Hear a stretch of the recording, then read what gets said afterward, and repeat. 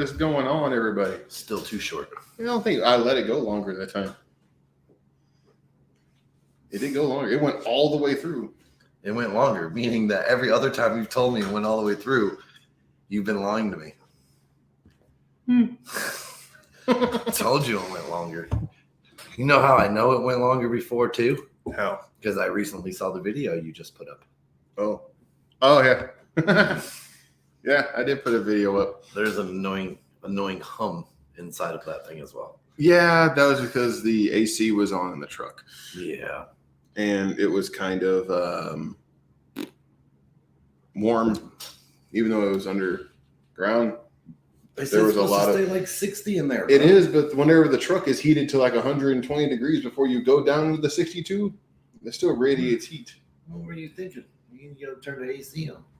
I had the AC on. How was that 120 something in the truck? Outside of the truck. Yeah, whatever. Anyway, hey everybody.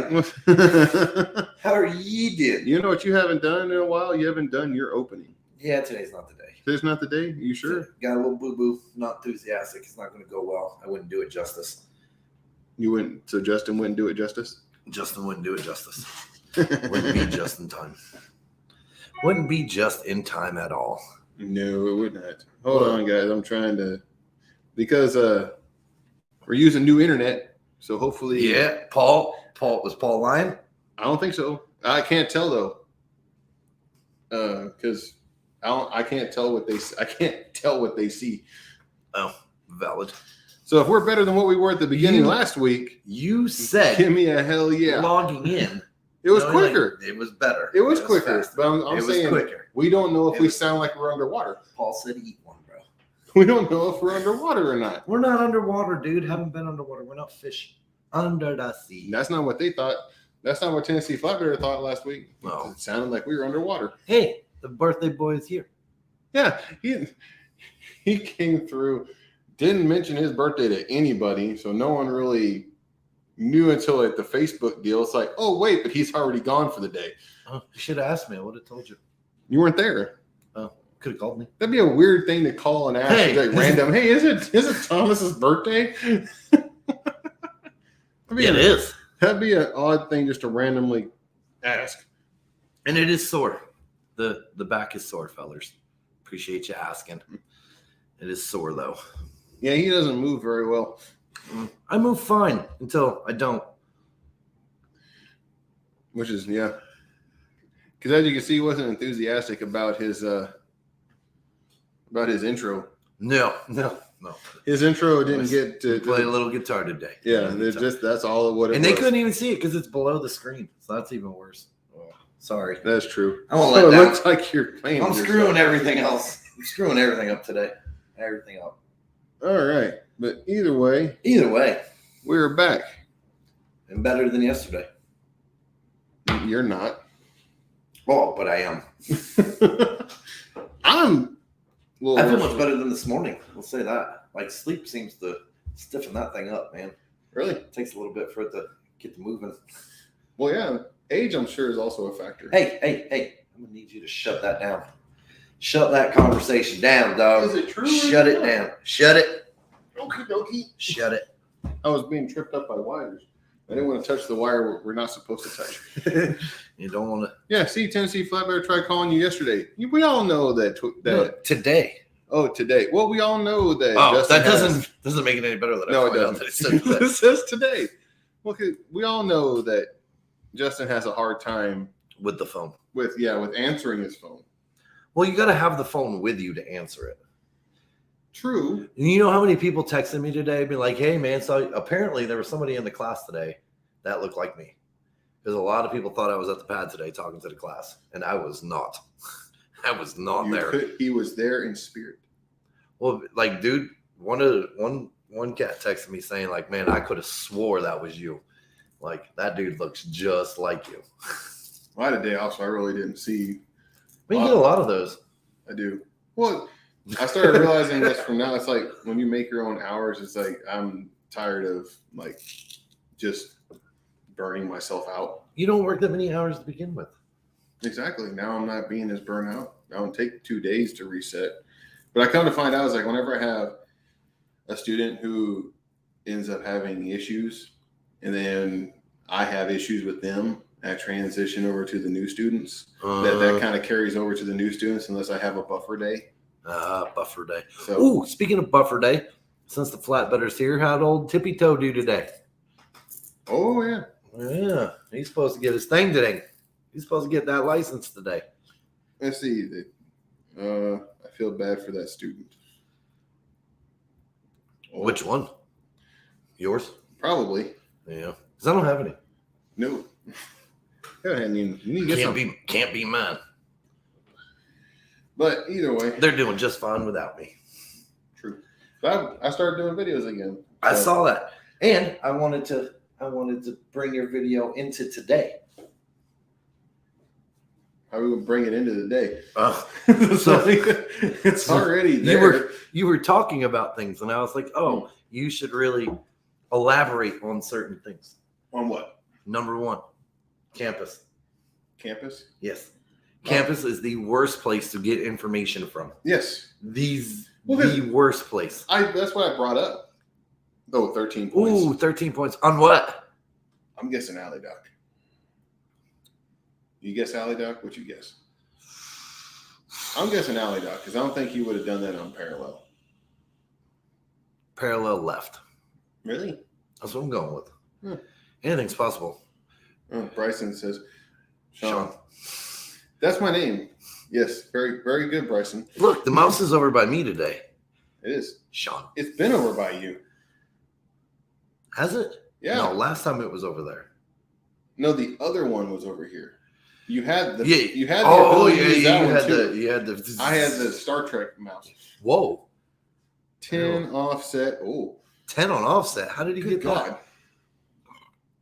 10 on straight back. On You yellow. got 2 people telling us. Oh. So he didn't back all the way into the offset? That's my guess. Twisted tried to say a 10 on straight back. Straight line and 10 on offset. That means 20 points. How the heck our math isn't working here? Yeah, that's not 13. That's no, 20. that's 20. Nope. Don't be throwing us off. So 10 on offset. Because he didn't back all the way up. I'm kidding. So the bumper was no. The bumper was on the thing. But the campus is a very bad place to get information from. It is. That's why I mean? And that's why I went into it and said what the campus is. And the campus is a place where they would be staying. Yeah. That's why I said the smoke pit and everything like that is like a worse place to get information. One of the stories I tell people is simply, I had a student one time came back and he told me that, you know what I mean? Like his buddy had tested and he failed because he stalled the truck. Mm-hmm. And I'm like, dude, that's impossible. He didn't fail because he stalled the truck. He's like, no, man, I'm telling you. He told me, dude, like the examiner told him he failed because he stalled the truck. So I went and saw the examiners, asked them if anybody who tried to figure out who did the test. They told me, right. You know what I mean? Like what happened. And what had happened was he did stall the truck. He was at a red light. He was in 9th instead of 4th. Mm-hmm. You know what I mean? Like stalled the truck, light cycled, stalled the truck, light cycle. He stalled the truck like 4 or 5 times. You know what I mean? Like, and he failed for impeding traffic because there was about 20 cars behind him. But all they heard was he stalled the truck and he failed. Like, hey, he failed because he stalled the truck a bunch of times in traffic, but he missed the traffic built up behind us. Well, of course. So the story, like when people fail the test, they hear the fact that they failed. They don't give you all the information. So, and also I do believe that instructors should allow, like for me, I let all my students talk and listen to whatever they want to listen to, but have a conversation with me about what you've heard. You know what I mean? Like, and I'll tell you why we do what we do, what they're doing, why we do what we do, why I think what we're doing is better. And if they want to try out that way, we can try it out. But and also getting information from students who had failed isn't necessarily where I would want to get information from. True. Because the thing is, if they're going to manipulate the story to where they're not as bad as what actually happened. So with him saying, "Oh, I stalled the truck," didn't say he stalled the truck 5 times and impeded traffic. He only said he stalled the truck. So you're getting a jaded opinion. You're getting a jaded answer. So that's why I'm just like, you're not here to make friends. You're not here. In the great words of Smoke, the unapologetic, the unapologetically smoky one, Smoke El Paso. El Morro. That's what it is, right? El Morro. Unapologetically El Morro. Yeah. Like, you're not here. These people will not be your friend. You know what I mean? Like, if you get sent home, right? Mm-hmm. Are they quitting too? No, you'll never probably talk to them again. So it's really cool to, like, bonding is a very good thing, and you should be, you know what I mean, like, interactive with your class. That's what part of the family orientation of what we have going on is, but don't let them lose your focus based on what it is you're trying to accomplish. No, because you know what I mean? Like, keep your goals set. Don't let them, so many people are letting students, like other students, you know what I mean, like, manipulate them into doing things, then that's going to make you late and this and that. Well, and like what I said on the video as well, it's like both of those people that came into it, they're fighting, they're competing for essentially the same job. Right. Yeah, they're gonna both hopefully end up both getting the job, but you're going to the same job. You're essentially, that is your competition. Right. So I look at it as, and we have so many, and I've had the issue right now with a couple of students of what I have. Campus is just telling them on constant basis, like, oh, no, you want to do it this way. You want to do it this way. You want to do it that way. And they end up failing because now they have my information along with all of their friends' information, of which, listen to your friend, you guys are at the same skill level. Why implement something that if you don't know if you're confused and you don't understand what's going on, then you just got to tell somebody. Yeah. You know what I mean? Like, and ask a question. But yeah, I did a video. If y'all want to go check it out, it's the success tips for orientation, which is basically, and I started out with the whole 2 ears, 2 eyes, 1 mouth thing for a reason. That was the other. I got more. Okay. Yeah, we're dissecting your video. That's why. Our people on Holland. With any questions? Oh yeah. You calling the wrong one, unless it has to do with the pad. Yeah. Should I get into training? Absolutely. Why would you not get into training, Bryson? Because he doesn't work here anymore. That would be a good reason why. It's always a trainer's fault or examiner's fault. People fail.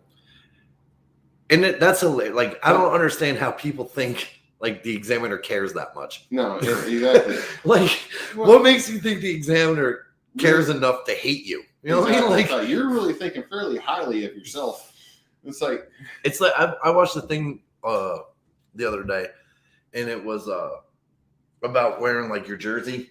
So you know what I mean? Like on game day, like you wear your 49ers jersey, and you're like, oh, it's game day. You know what I mean? Like, oh, I got to wear my jersey, otherwise we're gonna lose. To fix something. Uh-oh. We need to lift ourselves up so that our faces aren't being covered by comments. Oh, snappers! Why can't we just move the camera down? That's true. Oh, that was comfy. That's a good view. That should be better. But like, you think awfully high of yourself if you think you not wearing that jersey means your team is going to fail today.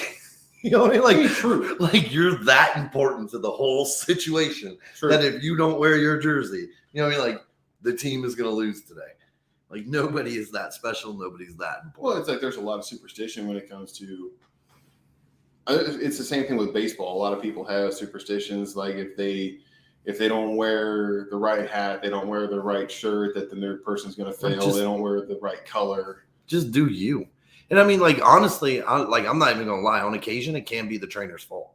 You know what I mean? Like, there's a lot of people that don't teach people how to fix mistakes and how to, you know what I mean? Like, oh, this isn't right. Let's just start over. And the best thing you can teach your student is how to fix something they screwed up. Right. And I did see a comment. On one of our Facebook pages that had to do with basically a student or students having to police the instructor. And what I mean is they're, by probably about no fault of their own, they're finding out that their instructor ends up being like, that's their first student. But see, this is Prime's problem, man. They say it's stupid for you to tell a student you're their first student. Mm-hmm. You know what I mean? Like, and the reality is, I think it's the most intelligent thing you can do. You know what I mean? Like, because you're going to be sitting there, you're going to be looking backwards, watching them back up. You're going to say, all right, man, turn the wheel to the right. And in reality, you wanted to turn the wheel to the left.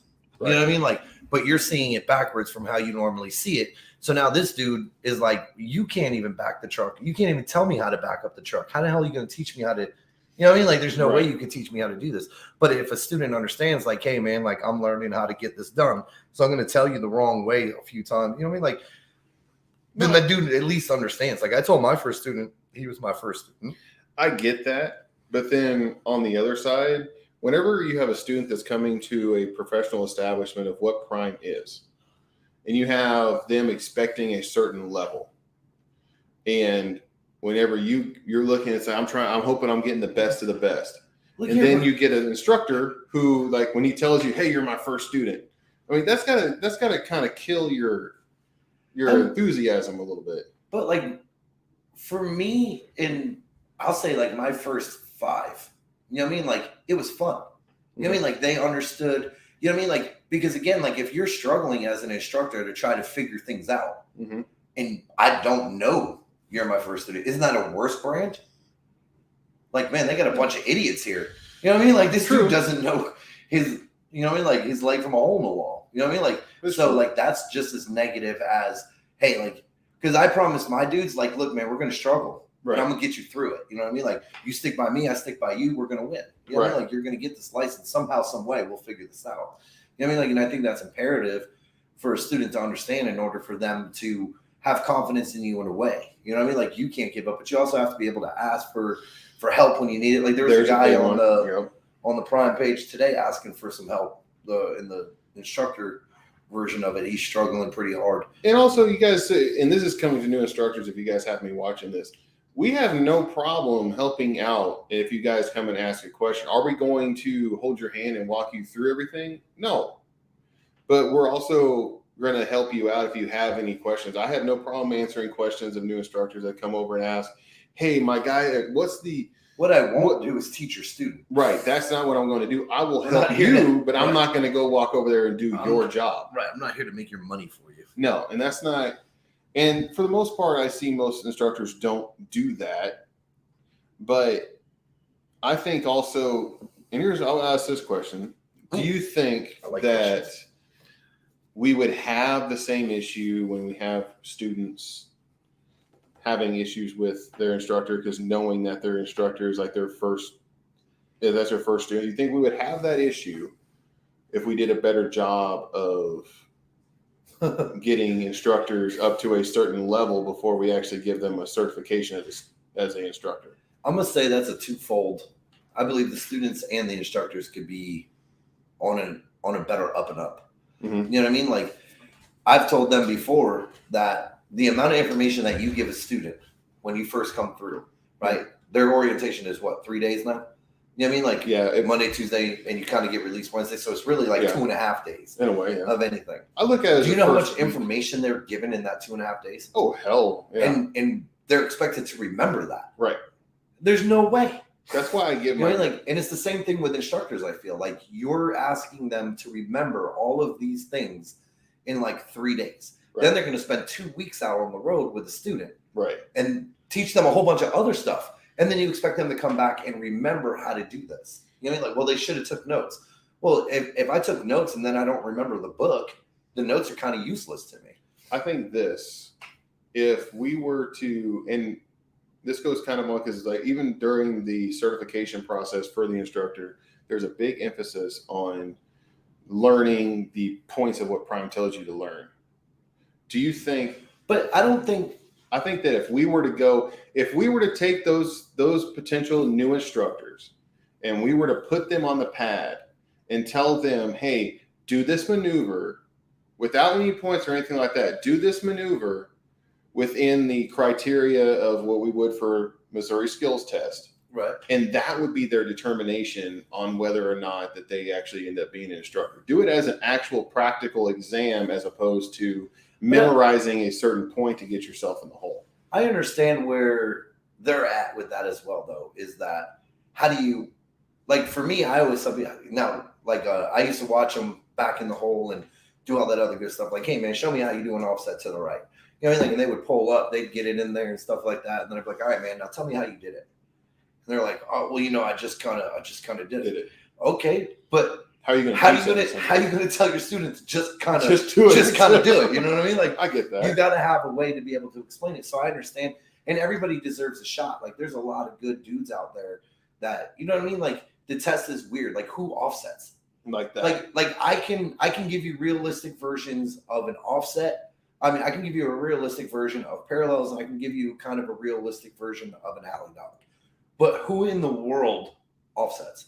Like, hey, you're door 45. We actually need you in door 46. So what are you going to just pull straight up and come? Why would you do that? You know what I mean? Like, we teach, or we do it just in a big S and then come back. So right. I mean, so what I get that, but I'm talking about like making sure that the instructors are at a certain skill level. Right. I wouldn't disagree with the fact of they should do that first to figure out if they should even be in this class. Right. Like, if you can't finish an alley dock. So you're talking about making that more so as the application process as opposed to right. Like, because again, like trying to get that structure to somebody, like the way the point system was designed, or the reference system that is designed for prime, was to be given leeway, right? There's leeway inside of that reference point.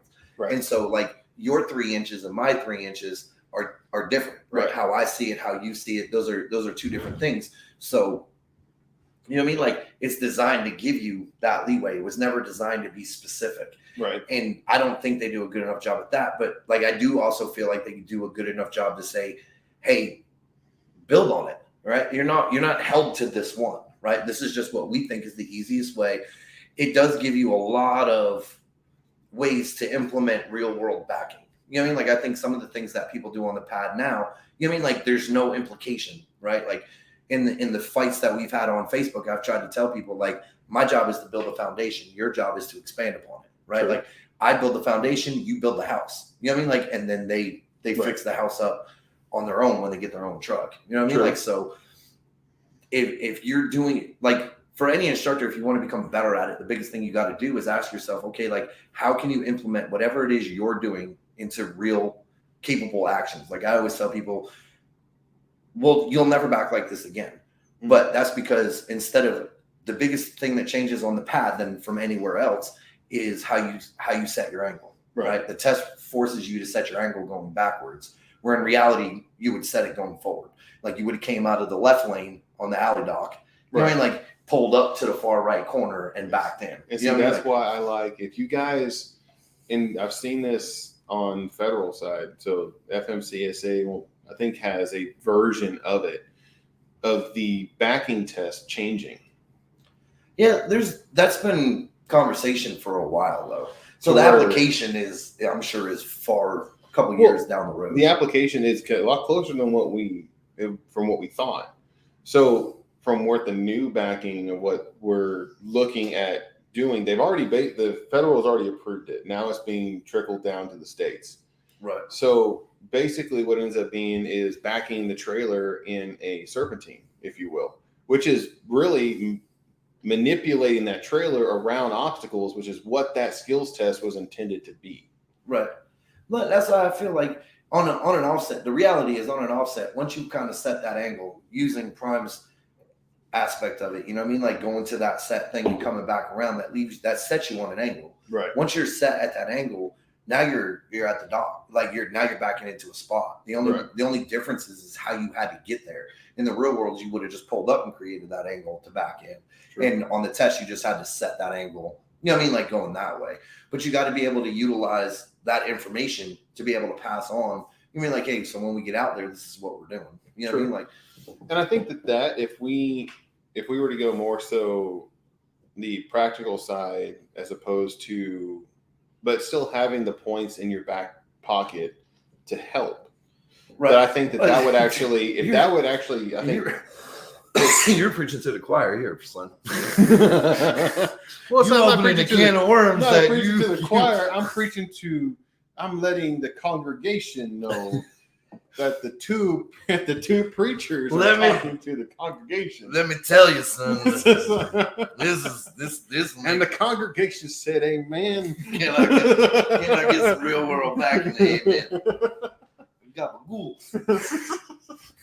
But I know that, and I know I tap on a certain nerve whenever I bring this stuff up, because I mean, yeah, Patrick. Hey, there's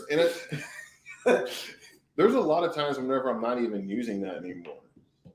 If I can see that somebody already has like they're understanding it quicker, right? Then I think that I started using the eyeball method. Right, and it truly isn't difficult. Mm-mm. Like there's a guy on Facebook. I'm supposed to meet up with him. We had a little roundabout in the comment section or whatever. We're supposed to meet up. Mm-hmm. It's really not that hard to get it. Like it is tricky.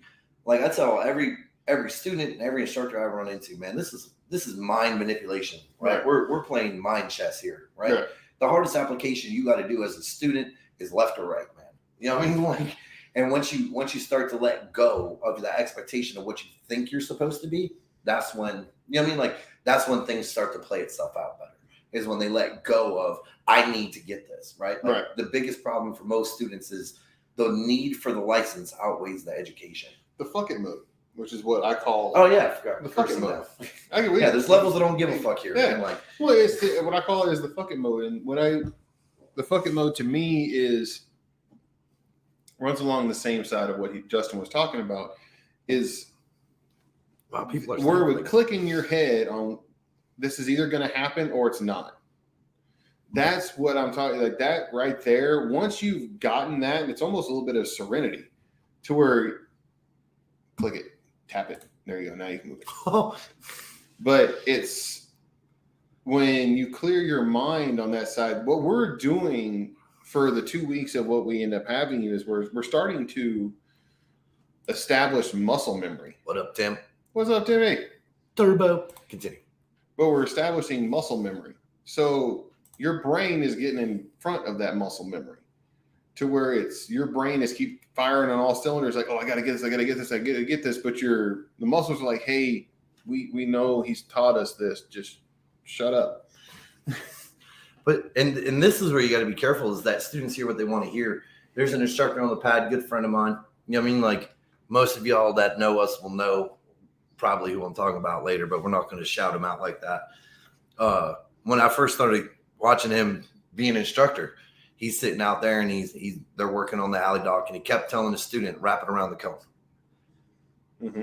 What in the hell does that mean, man? You know what I mean? Like, every time he would say that, I'd ask him, like, yo, where's the Christmas paper at? You know what I mean? Like, because like you got to stop acting like some of these students know the terminology. Mm-hmm. You know what I mean? Like, oh man, you just got to wrap around the cone. Get underneath it. Yeah, get underneath it. You know what I mean? Like, there's so many different things that we take for granted because you've done it for so long, right, that you just comprehend, and you're speaking a totally different foreign language to that dude, right, and he has zero idea what you're talking about. And whenever we say get underneath it, we're talking about the tandems getting back up underneath the trailer. You ever sit there? I was talking with somebody's student yesterday, and I'm sitting here doing this, and I start realizing, like, this dude probably has zero idea what I'm talking about. You know what I mean? Like, just like, what's this? What's the, you know what I mean? Like, someone's like, hey, this is your trailer, this is your truck.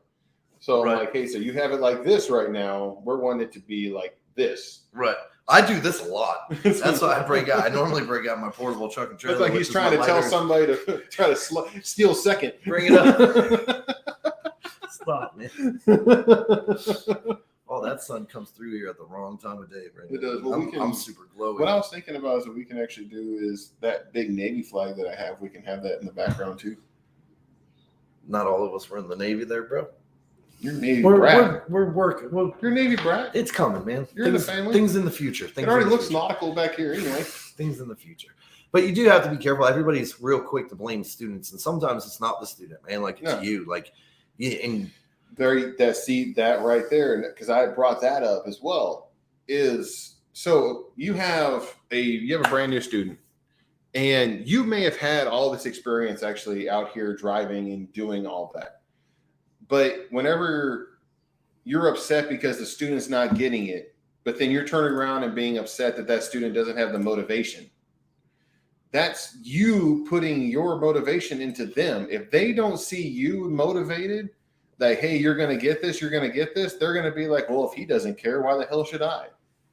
So whenever you're getting upset with that student, you're feeling that it's like, man, he's not getting it, he's not motivated, he doesn't really give a damn. That could be you putting that onto them. I'm not saying that all the time, But that could be you putting that onto them because you're frustrated because they're not getting the information in the way that you think that they should. Right. It's a give and take relationship. You know what I mean? Like you have to. Everybody's so quick to blame the other, right? Whether it's the student blaming the instructor blaming the student. But at the end of the day, like you as an instructor have been tasked with getting this dude the license, right? So you have to. I learned that with my first flatbed student, man. Like he was, me and him went through it, dude. We went through it. We had still one of my good friends to this day. You know what I mean? Like, but we went through it, and like we came back and we ran overnight all night and then went straight out to the pad, started working, and it turned into who can stay up longer competition. So at the end of the day, we worked that pad until about 1 o'clock, 2 o'clock in the morning, dude. And when we woke up the next day, that dude remembered nothing. You know what I mean? Like, because he was so tired. Right. He was tired. He was frustrated. He learned nothing. And that made me realize, like, I have to be the adult here. Right. Like, I should have ended this a long time ago. Right. You know what I mean? Like, and you have to, as an instructor, be able to handle that situation. This is it's your job to make sure that they're getting the information by whatever stretch you can. Like, I tell people, my dad told me, man, if you don't want people to have excuses, don't give them to them. You know what I mean? Like, so think about everything that they can say that's in a negative. You know what I mean? Like, and take that away from them. Don't give them the opportunity to be like, well, I didn't know. Right. How did you not know? Right? Like, all the information was there. Everything was there. Like, I always lead the horse to water, man. Like, so every time they're like, oh, I'm like, yeah, you want to drink? Here, horsey. You know what I mean? Like, they're like, forget you, man. Tired of you. Tired of you and your nonsense, Justin. But this is supposed to be fun. And the big problem is, I think too many people take it. Like, I try to tell people, man, like, this is a serious business, right? You're driving an 80,000-pound wrecking ball. You know what I mean? Like, it's not a missile. Those people that tell you that it's a missile, they're lying to you. We do not fly. Right. You know what I mean? Like, but we do barrel through some shit. Oh yeah. So it is serious business. You know what I mean? Like, but if you allow that to stress you out all day, every day, man, like, you are going to have ulcers upon ulcers. So you got to find a way to make it fun. Exactly. In my opinion, and that takes the tension off a lot of things. And you know what I mean? Like, it at the end of the day, that's your job. Like, we've asked you to get this dude a license and make him a knowledgeable guy. You know what I mean? Like, well, no, Prime technically just that tells you to get him a license. But they're not going to be when they're going to leave this. That's the other thing too, is whenever you have students that are coming in here that are expecting, oh, I should have like really good backing by the time. No, absolutely. You're going to be a novice driver at the best. The biggest thing we're trying to teach you is to be able to identify the difference between right and wrong. Right. Will this go in the hole? Will it not? You know what I mean? Like, know the difference between the two. Don't just carry on. The amount of people that fail because they keep doing something they shouldn't keep doing. Right. You know what I mean? Like, it's ridiculous. And that's why I say it's on the instructor, right? Like, you didn't teach them to identify wrong. No, you just taught them to one-shot that thing in the hole. And when it didn't work, you told them to reset it. And on test day, they're nervous. And I tell all my students, man, like, what are you going to be on test day? Nervous? What do nerves make you do? Stupid shit. Exactly. Be prepared to do the stupid shit. You know what I mean? Like, everything we've practiced, every mistake that you have made has only prepped you to be there on test day. And also thinking about, I'm on this side, screw trifectas in a way. Did you come for the trifecta? You didn't. You can't get a license. Like, if you don't trifecta, you get on the bus and going home. You see, and the thing is, like, when you go into orientation, they preach like, oh, the trifecta. The thing about it is, like, some of the worst drivers we have at Prime trifecta. That is the that was thing number 2 that I was going to get into on your video. Okay. Which is goals. Goals? Yeah. You talked about having goals. I thought you were talking about getting out and look. I'm like, no. Do that. Who does that? That's what you're supposed to do. Nobody does that. I don't teach that nonsense. Except for on the alley dog. Get your ass out and look. Yeah, check that bumper. That's a real thing.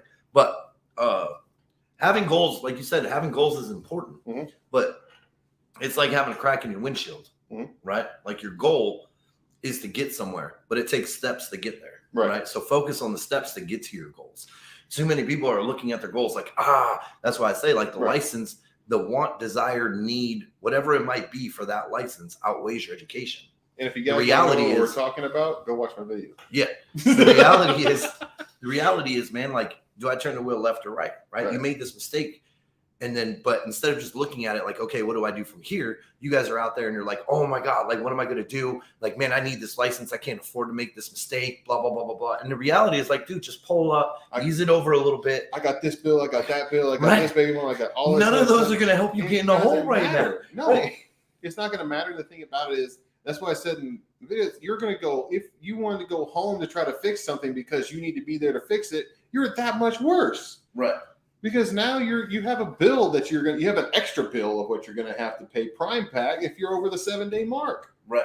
And that's why, like, it's important to have your goals, but it's also important to walk to them. You know what I mean? Like, I used to call it the ladder to success, right? Mm-hmm. Like, say you pull the pre-trip, you get the engine, right? While you're doing engine, you can't be thinking about coupling. When you're doing coupling, you can't be thinking about doing lights. When you're doing lights, you can't be thinking about doing in-cab. When you're doing in-cab, you can't be thinking about straight line. You can't be thinking about how much money you're going to flip and make. Right. When you're doing straight line, you can't be thinking about offset. When you're doing offset, you can't think about your final maneuver. Mm-hmm. Say you pull an alley dock, when you do the alley dock, you can't be thinking about the drive. Right. You know what I mean? Like, I tell my students, like, if you guys work at Prime or been at Prime, on the way down to the pad, there's the guard shack, there's the entrance. You know what I mean? Like, do you know the amount of people that fail from the guard shack to the entrance? What is that? Quarter of a mile at the most? Within a quarter of a mile, people have driven, I think it's 10 miles. Yeah. You know what I mean? Like, did well and then failed in the last quarter mile. And the reason why, like, and your car insurance, your car insurance tells you that you're most likely to be in an accident a mile away from home. Prime used to tell you that the 2 most unsafe places for you to be, hold on, Lacey. You know what I mean? Like, at a truck stop and a Prime yard. And in my mind, I'm like, yo, Prime, driven by the best. How is this feasible? You know what I mean? Like, this doesn't even sound. Look at all the curves at Prime. You can tell that's wrong.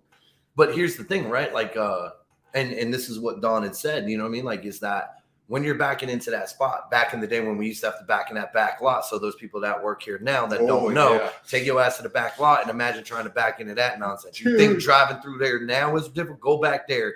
And that's where we used to park before that thing was built. You spoiled little sons of guns. There were so many people. There were so many trucks that got damaged trying to back so many trailers. Because of the swing out and noses taking out reefers. And it's like, oh, my God. You know what I mean? Like, but part of the biggest problem was the factor of you're thinking about everything you have to do.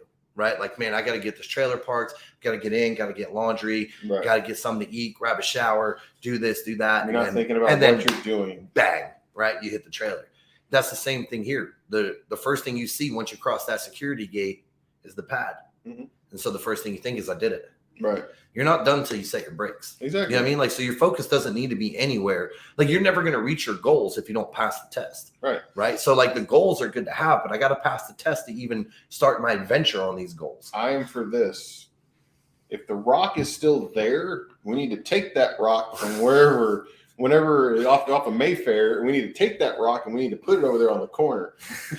There's a fence there. People still almost hit the rock, so it's not like that's going to change anything. No, but that rock was a big imposing force. It was like, don't hit the rock. Like, too many people have failed. Don't hit the fence. Don't hit the fence. Like, man, like, it's ridiculous. If he's got to stop you, you're in trouble, man. Like, that's all there is to it. But my video, but that was the. I got tired. I got so tired of people, and I say people, I mean students that are that ask me 10 different ways to Sunday. How much money am I going to make? Oh, this dude made this much money. This dude made this much money. He's making that much money right now. You don't realize what that dude had to do to get to the money. Right. You don't realize nobody just jumped into the money. No, you had to realize you have to establish yourself, and then you start getting the money. That first year in truck driving is going to suck. I'm telling you right now. Well, you learn and this is the thing too, right? Too many people are like, yo, 30,000 miles, man. I'm getting off this dude's truck, this and that. Mm-hmm. Do you know how to run that truck? Mm-mm. Do you know how to do what you need to do? Do you know how to make that money? Because you know what TNT trainers are the worst at? And this is no fault of their own. You know what I mean? Like, even good ones are bad at this. Mm-hmm. Teaching them how to work their logbook. Yeah. You know what I mean? Like, you know what you don't have to worry about when you're on your TNT?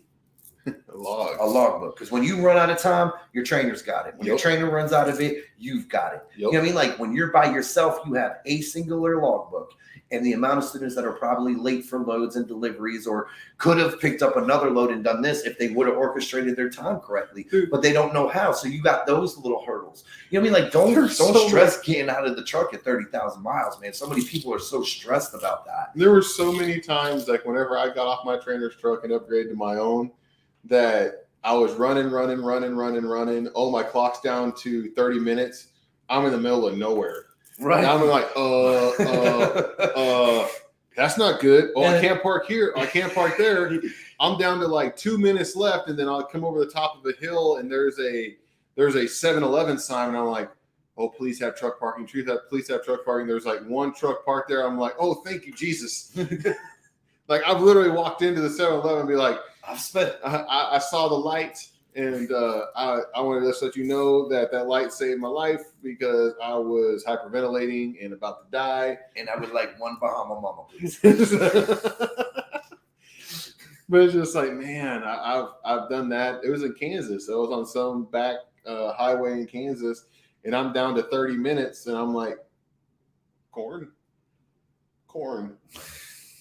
Yeah, that's all Kansas has, man. Kansas is the worst. Corn. But that's why you have to. That's why you want to make sure, like before you. So many people are wrapped up with getting off the truck, getting on my own truck. Can't wait to get my own, and they make a lot of mistakes, and and then all of a sudden you mad, but you were so like if you're not getting the training that you need or that you feel you need to first start with your trainer, right, and be like, hey man, you know what I mean, like. I don't feel I'm getting this and that. If you don't like the response, then it's his fleet manager. Mm-hmm. If you're uncomfortable with his fleet manager, go to Chris Martin. Yep. You know what I mean? Like there's a tree here to get what you need, but this is your job, your career. This is, the same thing I tell my students. You know what I don't have? More enthusiasm than you. You know what I mean? Like if you don't have the enthusiasm to do this, neither do I. Oh. You know what I mean? Like I bring the attitude that you bring. So if we're happy, don't get me wrong. I understand being frustrated, being angry, you know what I mean? Like I get that. That's part of the gig. Right. But like I can't show up for you. I can't want this for you more than you want it. And see that's another thing that makes me mad is like it's the lack of it was kind of like the lack of motivation whenever they come right out the gate. But the thing is they're wanting it to be to where they that light's really bothering you. Huh?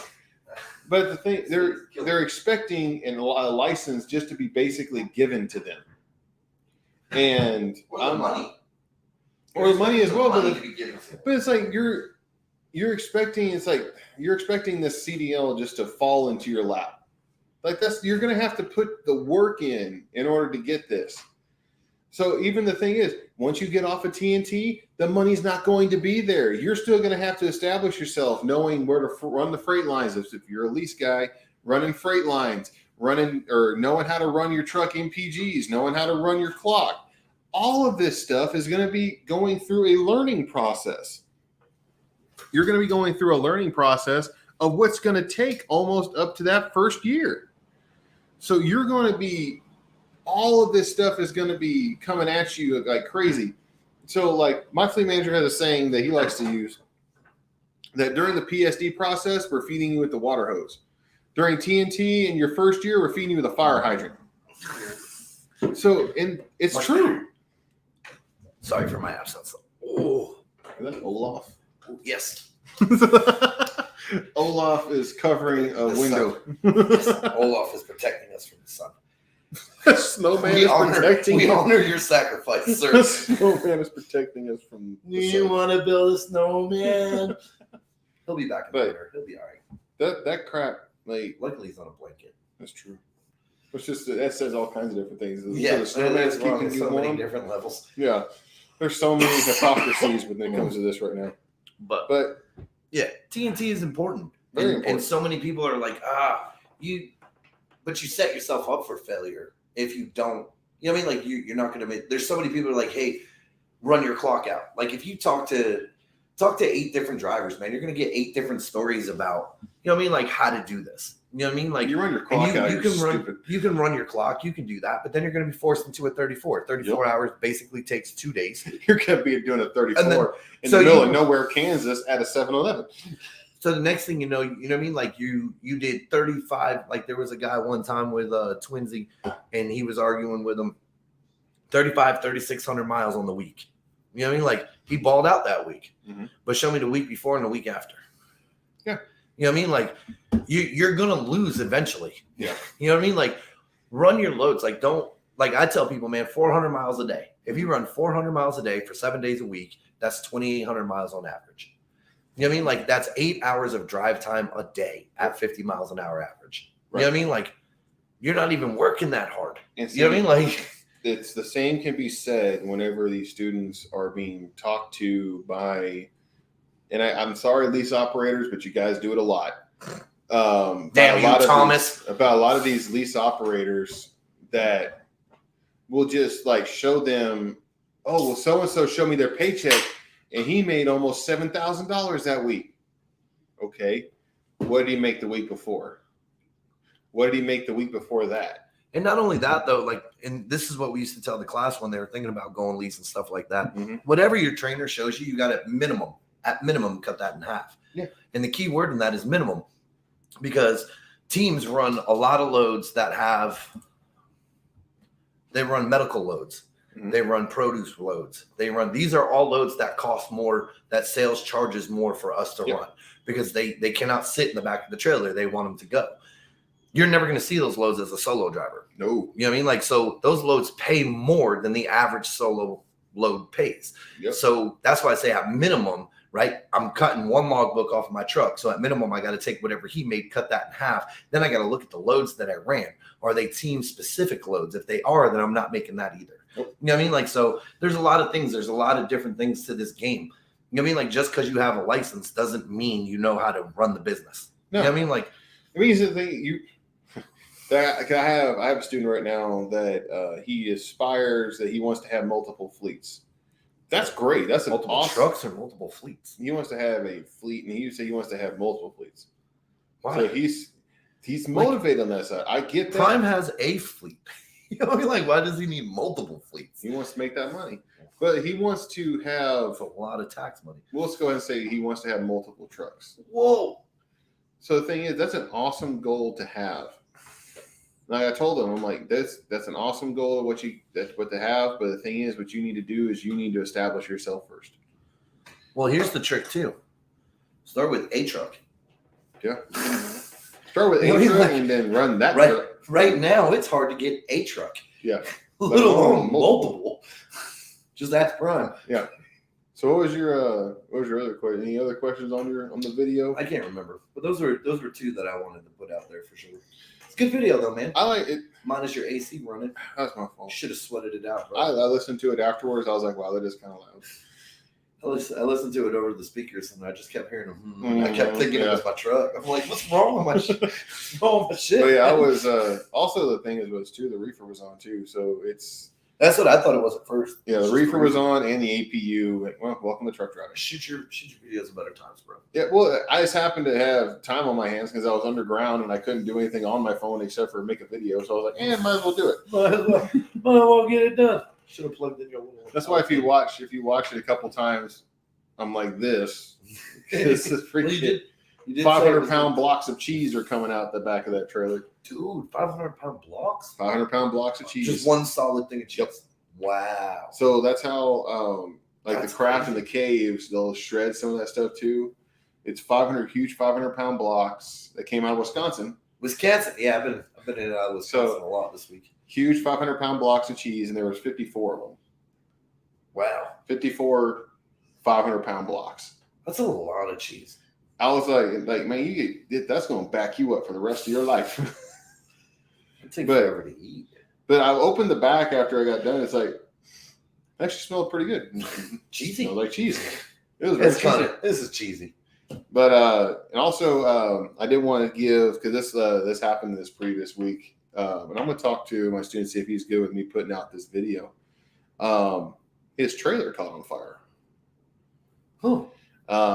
Trailer caught on fire in the Tennessee mountains, and this is where in people that have a background in first responder type situations, that stuff doesn't go away.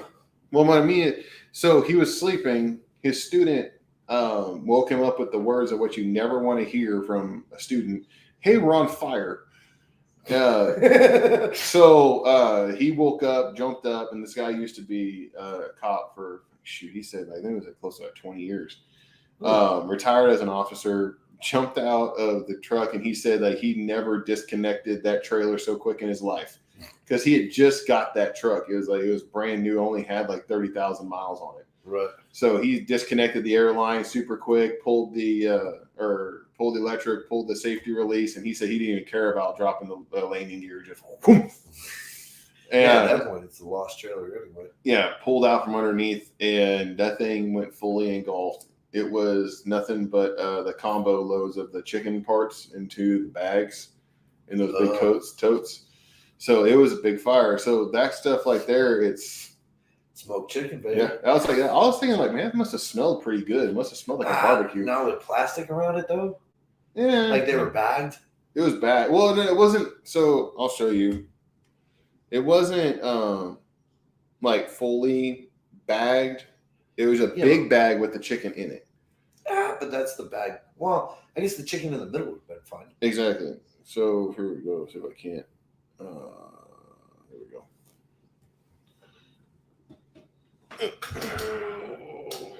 Excuse us while I apparently have to download. Well, you do that. There was Tennessee. They're talking about their show. Oh, see, the firefighters screwed it all up, though. Didn't cook the chicken very well, though. Some of the chicken got cooked pretty good. Yeah, but look at that. Like, how did that survive? Frozen. That's fine. I told you guys he needed a pair of Taylor Swift shoes. Ooh. That wouldn't be good for Olaf either. Sure. Oh, it's a video. That's a live one. LOL, like my Black Sabbath. Those are some good shoes, Thomas. Oh, yeah, now I remember. Yeah, don't be questioning Timmy Turbo. Oh. Yeah, he should have just dropped that. He did. He dropped it pretty quick. But those situations like that, he fell back on it's almost like muscle memory. Like going back to, it's like you get taught this stuff over and over and over in training, and then automatically, like whenever it comes to, like, you get woken out of a dead sleep and you got to drop and then go. Why does this guy got to be an asshole? You asked for one. This is on prep. No, don't try to defend him. Nope. It's not a defense. It's the reality. It's a bad defense. He did it twice, though. Absolutely not. He almost did it twice. I almost did it twice. I only competed without my seatbelt once.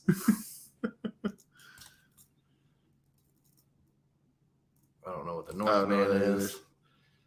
No, just once. Yeah. Thank you, Thomas. Man, there's a lot of. Just joined. You guys ever have your student watch other trucks backing into spots at a truck stop or shippers, receivers? All the time. Mm-hmm. I mean, some of it you got some of them to see what not to do. So, in defense of some people, you have to move freight in order to be at the truck stop for the night in order for them to watch students back up. But yes, like it's good in a positive notion because it's always easier to see things happen. You know what I mean? Like when you're outside of the truck. So discussing, like watching the wheel turn, seeing the trailer move, and all those other good things, do it all the time. What's up, bud? You just went to run freight. Yes, I'm running freight. Yes. Been running freight for a year, though. With a student? No, I'm on protest right now. Shut up. But before the protest, I was moving freight with students, was I not? And we'd spend the night at the truck stop sometimes. And other times we spend the night at the shipper. I understand. You want to drop some shit whenever you ain't even. Buckle up, baby. It's a bumpy ride. Steer with the bottom of the steering wheel and drive the back off the truck. Am I right? Hey, look at you. Kind of, yeah. Go home. Damn, why you gotta talk to Timmy Turbo like that? It's like, damn. He's turbo. Exactly. You don't have turbo status. If you steer the bottom of the wheel left, the back of the trailer goes left. Same way to the right. That's one way to do it. You can put your hand at the top of the steering wheel too, turbo. Mm-hmm. And that's that way the you front know of the that you're trailer. home. Well, that's the front of the trailer. Mhm. Like you move the front of the trailer where you want it to go that way. That's a whole nother video, though. I tell my students, let's go play with the big toy. It's like a female Vaseline up and make it fit in. Oh, good God. Absolute. Man, how were we missing these? Because we were off on rants. Yeah. I just want to learn how to drive in the winter so I don't drive off a mountain trying to drive in the snow. Well, the best way to do that is not to be in the snow. Yeah. Who? Thomas is an owl.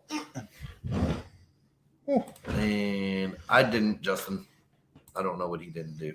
There's plenty of Fords and Chevy trucks available. Hey, put a fifth wheel on the back of one of those, man, and get to work, Timmy. Which I think is funny that if you go to long-term parking at our prime facility, you see there's a few trucks that you could tell used to be hot shotters that didn't make it. I don't know why anybody does it. If I fail when I get there, I promise I will blame myself for everything. Well, yeah. look, man, sometimes you just let your, like, look, if you go into this and you're well prepared, I think that was our last one anyway. Yeah. So if you go into this and you're well prepared and you feel good, you've done this 100 times in practice. The only reason why you failed was because you let the day was too big for you. Mm-hmm. You know what I mean? Like, and you allowed that pressure to come down on you. I had a lady that failed 5 times one time. Yep. 5 times. Monday, and this was back when we tested day after day after day. So she tested Monday, she tested Tuesday, she tested Wednesday, she tested Thursday, she tested Friday. You know how many times we worked, how long we worked after she failed? Mm-hmm. Probably nothing. None. Yep. 0. She never touched the truck again. Nope. You know what I mean? Like, because she knew what she was doing. It was all up here. The thing about it is, like, when this comes to instructors that put their student out there on the pad right after they fail, they're not going to retain shit. They're already That's the worst time. That is the worst. They're already time. in their There are feelings 2 worst times to do, and this is my pet peeve. You might be different, but there are 2 times that it is right before the test and right after the test. You ain't going to retain shit. Right. Yeah, like practicing before the test. My slogan on that has always been, your first one is your best one. Exactly. So why would we waste that on practice? Exactly.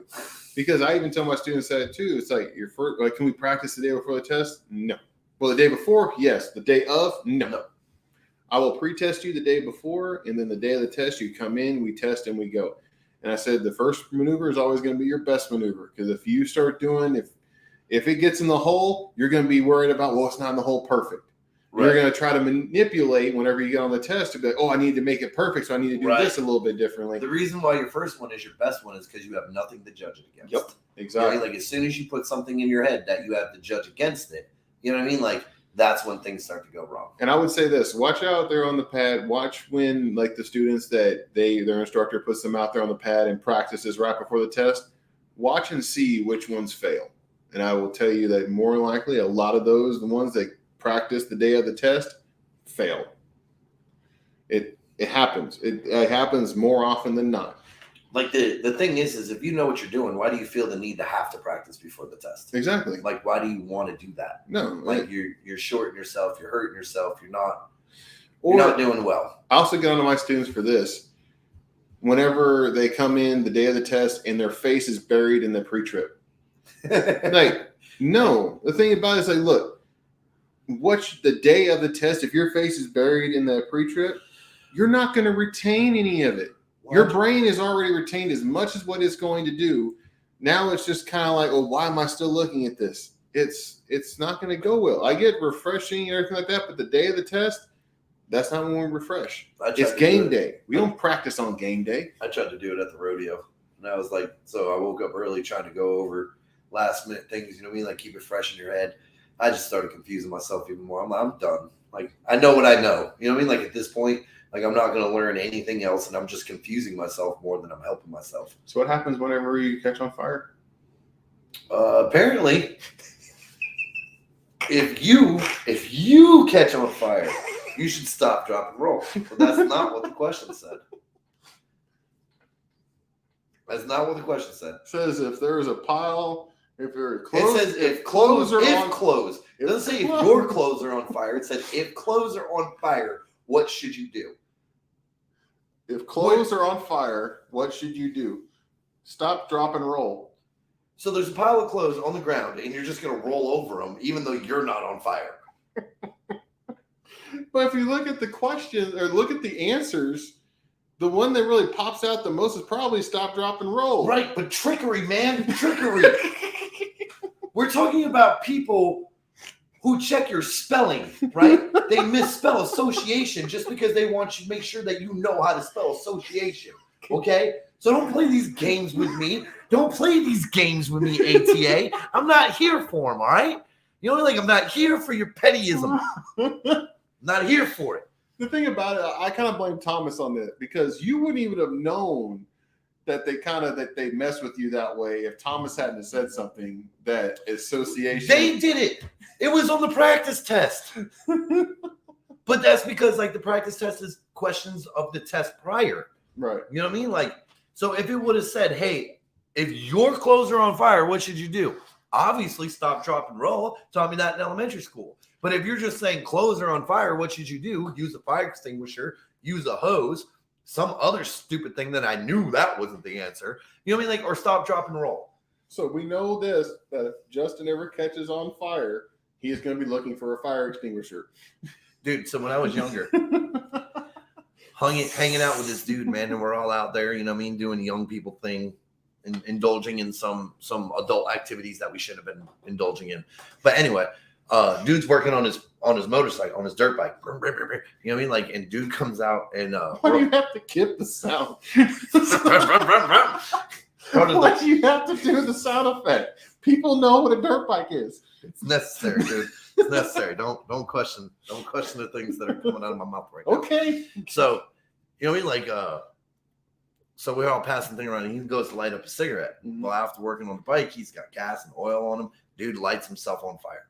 So this dude is literally on fire. You know what I mean? Like, we're like, holy hell, Bronson's on fire. Because, you know what I mean? Like, we're stoned out of our mind, dude. So, like, this is like just watching him go, whoa, he's a giant fireball. Like, whoa. You know what I mean? Like, so we tell him. This is messing with my eye, man. So we tell him to stop, drop, and roll. We're like, dude, man, you gotta stop, drop, and roll. Like, this is like elementary school coming to life. You know what I mean? Like, stop, drop, and roll, dude. Stop, drop, and roll. Roll, And, stop, and drop. He's like, I don't want to get wet. he wouldn't do it because he didn't want to get wet because it was snowy. You know what I mean? Like, Oh, that would have been a lot easier. Bro, it was a funny dude was walking around like, this story's hurting my back. Burning, but I don't want to get wet. This story's hurting my back so bad.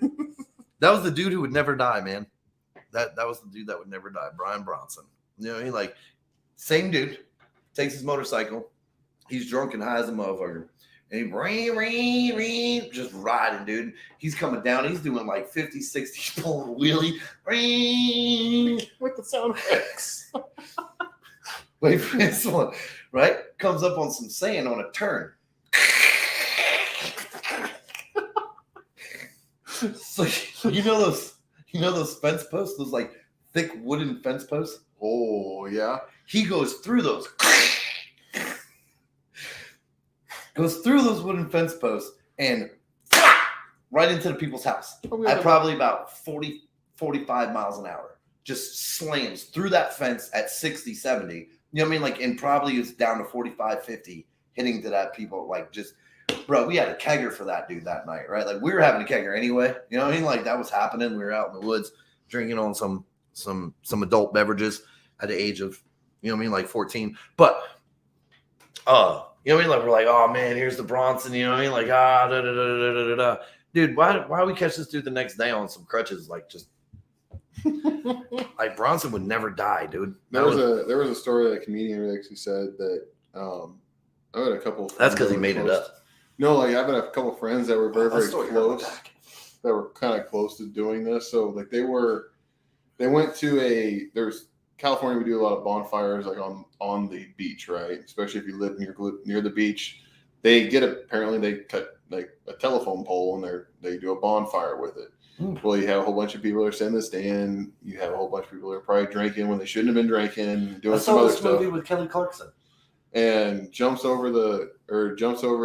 jumping over the freaking the fire.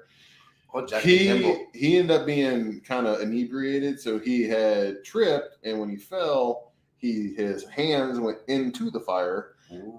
And came back out, and his friends proceeded to stomp him out, which he wasn't on fire, but they were stomping him out in the sand. So like, not with their can't be not with safe. Like anything like that, like this. Like no, they're literally stomping him out. So what they did was that they picked him up and said, "Oh no, you gotta put your hand in some cool and some water." They took him over to the ocean and proceeded to put his burnt hands, his 2nd and 3rd degree burnt hands, into the ocean. Oh. No. I was saying, man, like all this, that would be so bad. I know who we're talking about. It wasn't who we're talking about. No need for Navy flight. Wow, you're late, but you're on time. Up? What the hell, man? We do the Navy flight if we want. Skull Brothers. But all right. But if you guys do me a favor, you guys go watch some of the videos. I'm going to be putting out some more videos that what I think are different ways for success and everything like that. So go check them out. Check out the previous video, even though there's a lot of humming. Listen to the humming. Yeah, this is bad. Tim's going to come in here in a minute and be like, humming, huh? Exactly.